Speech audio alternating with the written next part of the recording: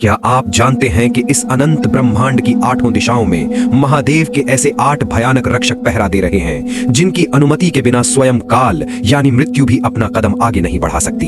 इन्हें अष्ट भैरव कहा जाता है। महाकाल के वे रौद्र रूप जो न केवल दिशाओं के स्वामी हैं बल्कि मनुष्य के भाग्य और कर्मों के सर्वोच्च न्यायाधीश भी हैं।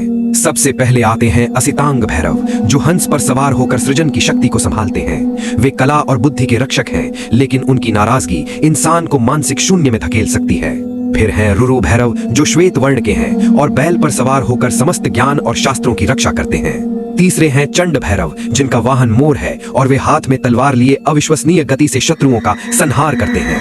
ये रूप अन्याय के विरुद्ध महादेव की सबसे तीखी तलवार माना जाता है। चौथे रूप में क्रोध भैरव प्रकट होते हैं जो चील पर सवार होकर आकाश से हर अधर्म पर नजर रखते हैं। इनका क्रोध शांत करना देवताओं के वश में भी नहीं है।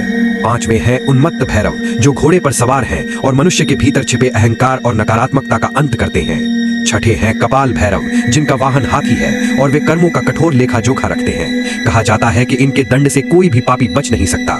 सातवें रूप में भीषण भैरव आते हैं जो सिंह पर सवार होकर समस्त भूत प्रेत और डरावनी शक्तियों को नियंत्रित करते हैं। और अंत में आते हैं सबसे शक्तिशाली संहार भैरव जो कुत्ते पर सवार होकर मृत्यु के अंतिम क्षण में आत्मा का मार्गदर्शन करते हैं और प्रलय के समय पूरी सृष्टि को खुद में समाहित कर लेते हैं। ये आठों शक्तियां आज भी ब्रह्मांड के गुप्त कोनों में जागृत हैं, जिनका मात्र स्मरण ही किसी भी संकट को जड़ से मिटाने के लिए पर्याप्त है। कमेंट में हर हर महादेव लिखें और बताएं आपको इनमें से किस रूप ने सबसे ज्यादा डराया।